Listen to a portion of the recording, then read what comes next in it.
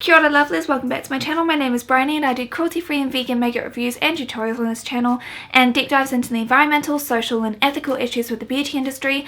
And what we actually do here is basically I put on some makeup, we talk about an issue and we have a bit of a fun time whilst we do it. All of my resources are listed down below. Everything I put on my face is cruelty-free, vegan, not owned by parent companies that test on animals. That's all you need to know, along with them being listed down below. Please subscribe, I would love it if you did. I would want to hit 1,000 subscribers so badly. It would honestly make a massive difference. And also check me out on Instagram right here. I post on there all the time. I'm always in the stories, always here for a chat on there. That's basically like the social media resource that I use all the time. What we are talking about today is the clean beauty revolution and whether it's actually something that we should care about or not. As you can probably tell from the title, it's kind of BS. So what we're actually doing today is we're looking at what clean beauty is, its origins, why it's become such a big thing, legal definitions, things that we should genuinely be worried about. So we're talking about all of that today. This is also a Valentine's look if you hadn't gathered. I will also be doing a much more subtle Valentine's look next week. Anyway, let's jump straight into it. So what is clean beauty exactly? So originally the term actually came up from the 1970s from CoverGirl of all brands because of a fresh, clean, basically no makeup look. Then of course we transfer over to the 2000s when the sort of like clean living had really started to come into play. It became a simmering industry of cool with the likes of people like Gwyneth Paltrow. I mean, I even remember Oprah talking about this. Remember like when everyone was really scared about the Dirty Dozen and that was like the products that contained the most amount of pesticides in them, and it's like no one could eat an apple anymore and carrots had to be organic and like, but if we're stopping eating that stuff, then what about what we're putting on our skin? So it's not only that, but clean beauty actually doesn't have an agreed upon like reference point. So for example, it doesn't have to be organic, it doesn't have to be vegan or cruelty free. It's kind of like no one can actually agree on exactly what clean beauty is. So people just think it's stuff that is natural with no chemicals. By the way, actually physically impossible to have no chemicals in something. So what some companies do to seem a bit more credible is to say no nasty chemicals, and I don't know exactly what that means. Above all, everything must be natural. So here's a list of definitions with no legal definition: cruelty free, clean beauty, green beauty, ethical, environmentally friendly, and of course nasty chemicals. So not one single one of those things actually has a legal definition that has to be abided by, which is again why I've raised this in the past, that any brand can say that they're cruelty free, any brand can say that they're ethically sourced. There is literally no way for anyone to be able to question it or ask for it to be proven or ask for those labels to be taken away from something. Let's have a look at why clean beauty is even a thing. So it's trendy, it's hip, it's cool, it's super woke. Of course, that is where we've got pseudoscience peddlers just coming right on in there, having the best time being able to say anything that they want, because with nothing having a legal definition up above, how can you actually police any of this? Pseudoscience peddlers will just have you absolutely hooked. Honestly, I personally fell prey to this about, what was it, 8 years ago? When I got freaked out by reading about stuff that I didn't understand, and of course that's how they get you as well, because they can play on your fears of things. I still remember like there were a bunch of people at the very rich place that I worked at in the past. They were all very obsessed with organic and everything having to be of a certain, like, I don't want to say elitism, but it kind of is elitism. I was just a poor person working on reception there, so I couldn't really afford this stuff. But when it came to makeup, I was like, oh my god, your skin totally absorbs all of it and it's like so freaking dangerous. So don't worry, I've fallen prey for it as well, because you know there's the appeal to nature and a whole bunch of concerns about the fact that we can't pronounce the names of things, so how do we actually know that any of them are safe? And it's like, I can understand why people would like fall for this, because it's been done in such a way that it really does prey on people's primal instincts and it makes you kind of question everything. And of course, like I said before, this kind of happened around the time where organic became like the thing, because you couldn't trust anything. And so like with all trends, it kind of like trickles down from the elite, the ones at the top, and then trickles down. It's funny how that doesn't really happen for economics though, isn't it? So it kind of actually all originated from a British brand called Ren. which was the Swedish word for clean. Ren was inspired by the wife of the co-founder who had like skin irritation and allergic reactions, and so of course like you want to look into this and like make sure that other people aren't getting hurt. I'm not saying that everyone that got into it to begin with actually wanted to like do harm, and of course there's a lot of fear mongering, and we're going to get into the issues with the FDA and everything else like that, like we're going to talk about that too. And then from there it's just kind of like boomed and boomed and boomed more, and yeah, just went full on Venga Boys. It's everywhere, it's in everyone's room. Because of course Ren was created to be clean of harmful ingredients. But what ingredients actually are harmful? What ones are actually clinically tested, gone through the toxicology reports? What ones are actually like genuinely dangerous to use in the doses that are being used on people's skin in these products? Because of course clean beauty sells like simple and natural and of the earth, you know, something that you can depend upon because you can't depend upon the world around you. So I do honestly understand why people would like, you know, care. And then of course it comes down to like the effects of like the celebrity, the power of the celebrity. Like I said, people like Oprah, Gwyneth Paltrow, and then like hacks like Dr. Oz, and like you have all of these like people that had like good reputations, except for like now we know about Dr. Oz and the fact that no one should actually trust him. Like you had like decent people that people thought that they could rely upon saying these things, and so of course like people were gonna believe it and be, you know, rightfully a bit concerned and worried. I did also talk about this in my Coty video where we talked about the history, where they're going and their scandals and stuff, and the fact that they actually want to change all of their brands to be classified like clean beauty. Everyone's kind of getting onto it, and I don't really believe that brands are going to try and step away from that at all.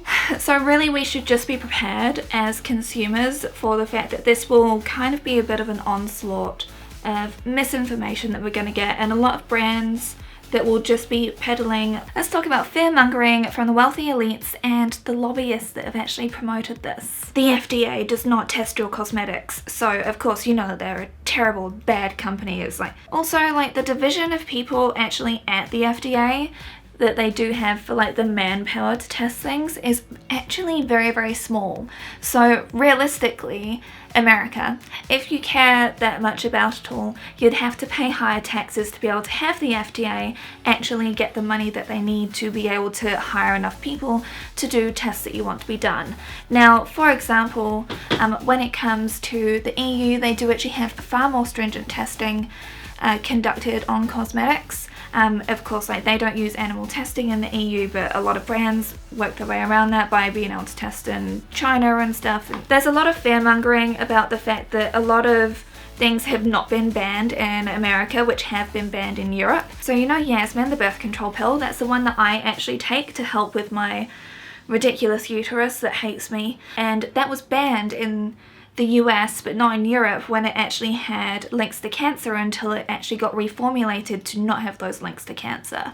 So like when it comes to like just saying like, oh, Europe does everything right, it's like no country does everything perfectly, just like no person does everything perfectly. The whole beauty about science is the fact that it is constantly changing and evolving and growing, and like that's just a scientific method. So if stuff does come out that something is bad for you, then they'll actually adapt things to make sure that those ingredients are removed from the market, or that they can only be used up to a certain percentage, for example. The thing is, like with America, capitalism really is like the identity of the country, having legislation that they'd have to meet. Companies have said that it would cripple them if they're a smaller company if they had to actually put ingredients and products through testing, and it would just be way too expensive. And then other brands are just like, oh well, we don't want to do that because it just takes more time in R&D. And so it's like, well, what do you really want? Are you really concerned about the safety? Because I don't necessarily think that they are. There are issues with the FDA. There are issues with every government entity. No government entity runs perfectly. And there are actually honestly lobbyists for this as well, because of course there are. A not-for-profit called the EWG. Now you may have heard of them if you are aware of clean beauty, or if you've been worried about things to do with clean beauty, you'll have actually probably heard of the Environmental Working Group. These are actually lobbyists who aren't really the best people, surprisingly. I didn't think of this before because I thought that the environmental working group would be actually decent people that base things on solid scientific evidence. Scientists actually don't like them.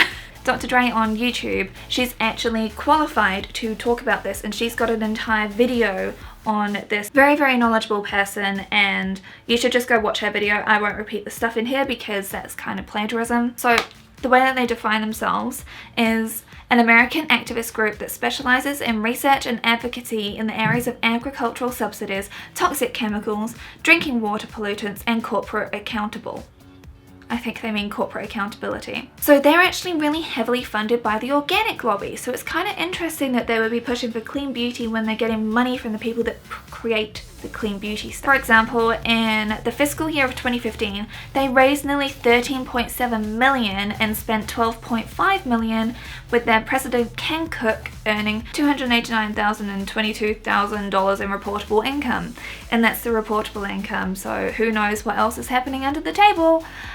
So basically EWG do not hold whatever they have to say to any high regard. They're literally a lobbying group trying to have like a pull on the government. Why would EWG want the government to invest more in the FDA department, which actually tests products for cosmetics, if it would mean that the new products that they're saying are okay, like the new version of like sulfates, the new safer, greener version of things like preservatives, the ones that are going by with barely any testing right now, why would they want to actually get the government to then provide the FDA with the money to actually properly test these ingredients when they could be found out to be dangerous? The things that have been used for a really long time, like the sulfates, like the parabens, like the formaldehyde inducing ingredients, which is another matter which is talked about in the resources down below. Like, the reason that they're so safe is because they've gone through so many different toxicology tests. They've gone through so much stringent testing to make sure it's actually safe for humans, and they know all of the amounts that you can and cannot use.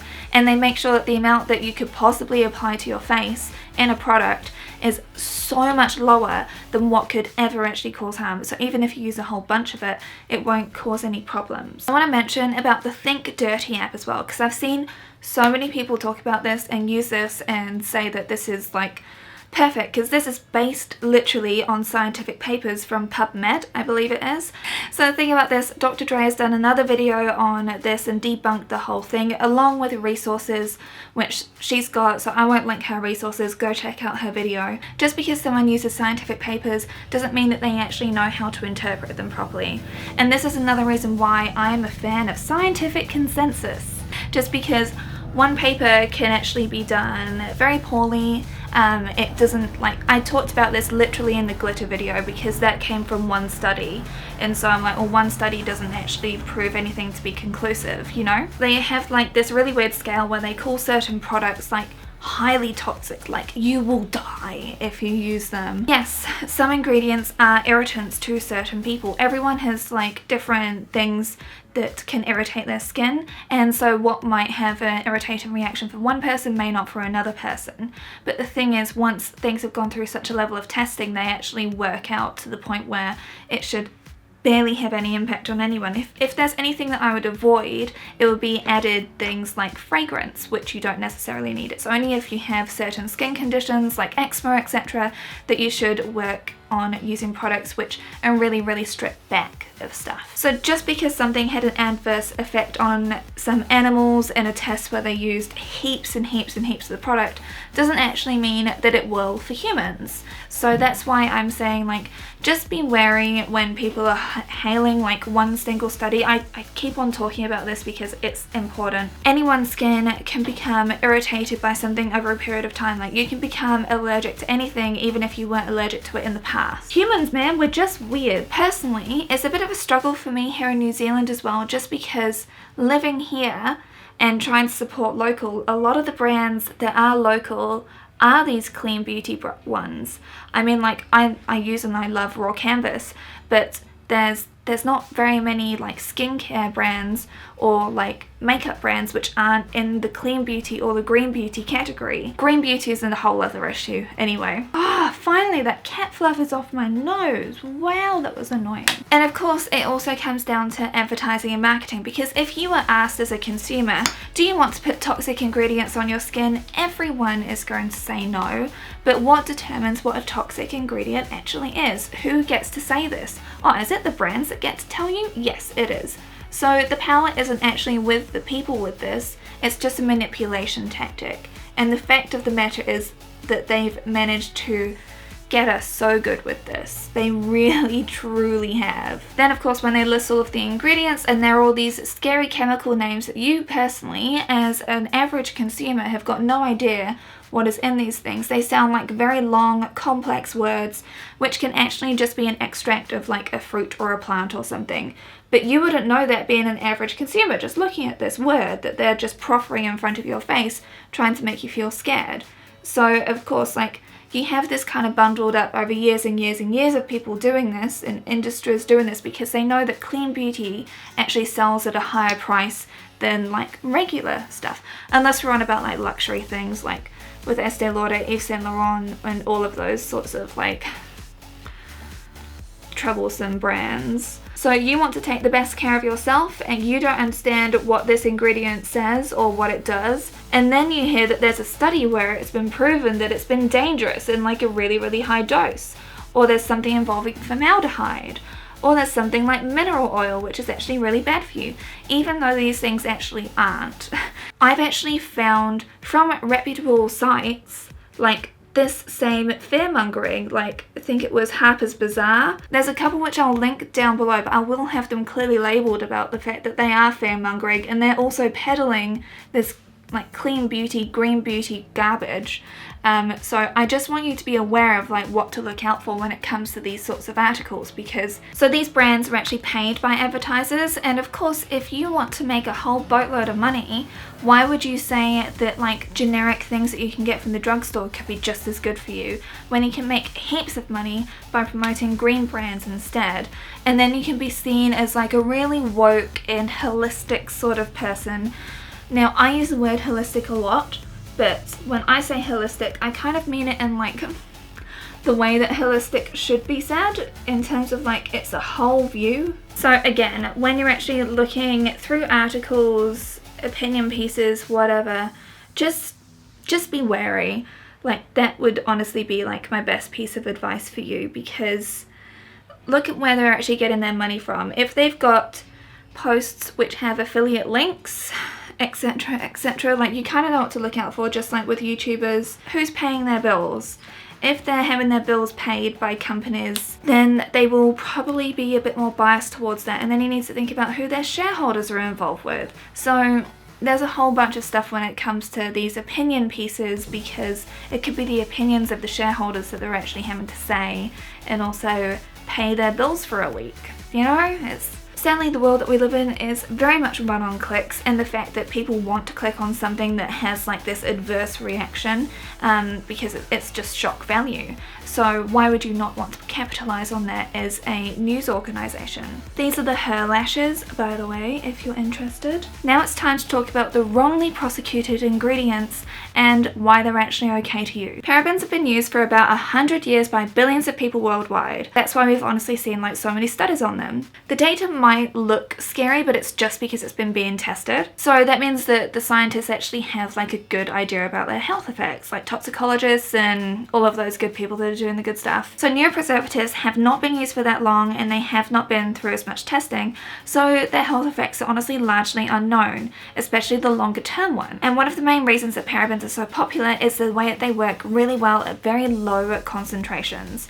So if you look at the data on preservatives, you'll see how good parabens are, except of course like people that are like specifically allergic to them. It's only those people that really need to worry. Sulfates, specifically known as like SLS, sodium lauryl sulfate, SLES, sodium lauryl ether sulfate, so they are surfactants that help to remove oils and allow foams to form, like the lather that you see in like shampoos and stuff. So they've been used safely since the 1930s, but they've had a bad rep because they've been lumped with the pheromone paraben, the potential for like people to be irritated, like their skin to be irritated by it. From the scientific studies that have been conducted, sodium and ammonium lauryl sulfate appear to be safe in formulations designed for discontinuous, brief use followed by thorough rinsing from the surface of the skin. In products intended for prolonged contact with the skin, concentration should not exceed 1%. And that's all that you need to know. So really, you're perfectly safe with using sulfates. Preservatives.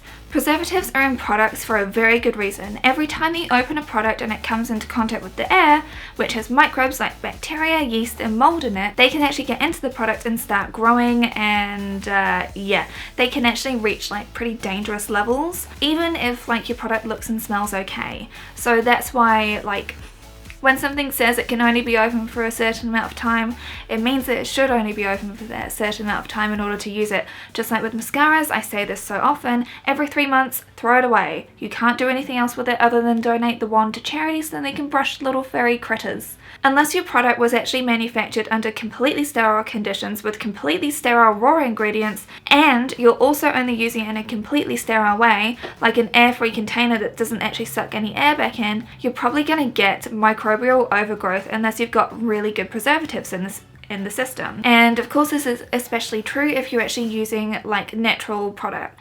They can actually feed the microbes and make them like grow faster. So that can be the case with like clean beauty products. And then people will probably be like, oh, it was cuter before.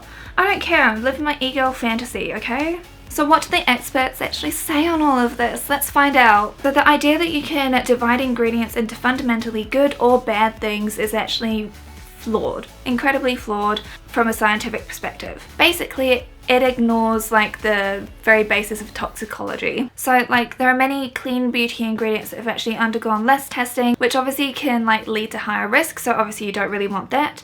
And if you don't understand the name of the ingredient, like you don't really need to even worry about it. Like it's just another one of those things which can be used in marketing against you. So that's why it's like don't give it the time of day, do not worry about it, it's fine. Scientists are honestly like just over this whole clean beauty thing. There's a disconnect between the information widely circulated by clean beauty enthusiasts and scientific facts, says Curtis Clarkson, a toxicologist and member of the Cosmetic Ingredient Review, an industry-funded committee of independent scientists set up in 1976 with FDA support. When assessing the safety of a chemical, it's important to consider the dose. Although some chemicals can be very dangerous in very high concentrations, the low doses found in cosmetics do no harm in the same way that hurricane winds can kill, but a breeze will not, he said. Furthermore, there's no scientific evidence to support claims that the cumulative effect of exposure to many chemicals daily can be toxic. Again, link down below. So what do we actually need to be worried about? Welcome to my channel, we talk about the environment here. That's the stuff that we need to worry about. With these clean beauty brands, I like brands that actually have a completely circular economy, a recycle system, a way that the bottles can be reused, etc, etc. Now, I understand personally from talking with people in the industry that it's really, really hard to actually make sure that refillable products are actually going to be able to meet like health and safety standards, because this is another reason why there's an argument for plastic instead of glass or something else where the air can actually permeate it, and sometimes you need to have darker bottles to make sure that the ingredients actually do not lose their efficacy. Like there's a whole bunch of stuff anyway. But what we actually need to think about is the fact that so many thousands and thousands of tons of like beauty products and personal care products end up straight in landfill every year. We need to be thinking about that stuff and encouraging brands to actually come up with ways which are going to be better for the environment. That's the stuff that we actually need to focus on as concerned consumers, like, because obviously if you're watching my channel, you're probably actually like aware about some of the dark issues with the beauty industry, which we do talk about here. Hi, hello, please subscribe if you're not. There are many things which we do need to clean up in the beauty industry, and that's mostly around the way that ingredients are sourced, the people are paid, and making sure that we're not using products which are endangered, like sandalwood. I was not aware that sandalwood was actually an ingredient which was considered to be like almost endangered. What I like to see from brands is B corporations, is brands brands with circular economies and is brands with carbon offsetting. So those sorts of things are like the things that I want to see.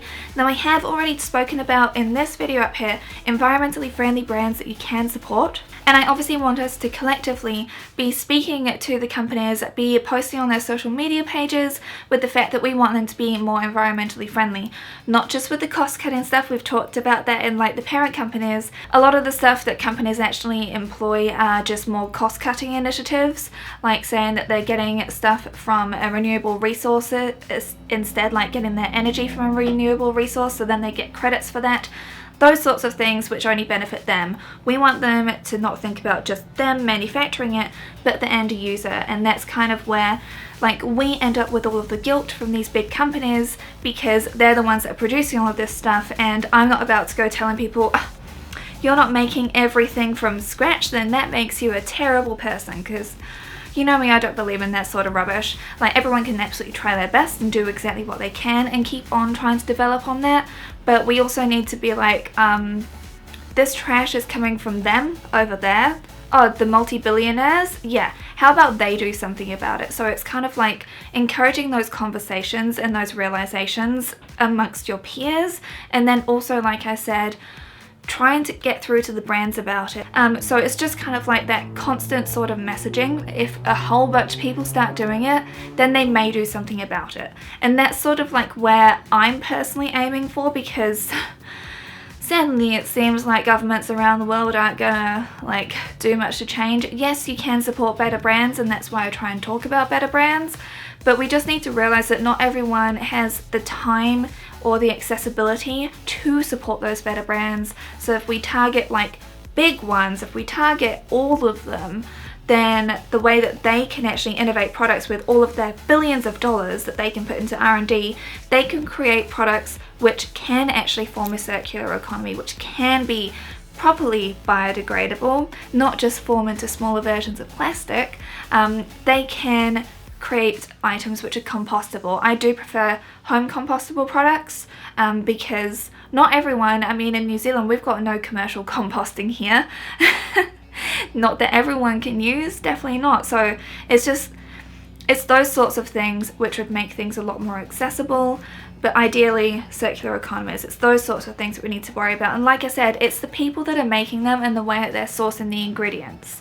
So stuff like that is where we really need to like keep on fighting the good fight, and what we should really be worried about, because the environmental concerns are genuine and real and terrifying. Like I said before, Dr. Dray and Muffin Beauty, I will link their videos down below. I do suggest subscribing to their channels. They're both very well educated, they are both scientifically minded, and they're actually qualified. So do listen to them and subscribe to them because they're great channels. You probably will be already, but I just want to like put it out there again. And again, all of the resources I've talked about today are in the description down below. Check me out every single Tuesday. We do videos just like this. Check me out on Instagram right here, and I'll see you lovelies next Tuesday with a new video. Bye! Oh, we're doing a more subtle Valentine's look next week, so come along and have some fun.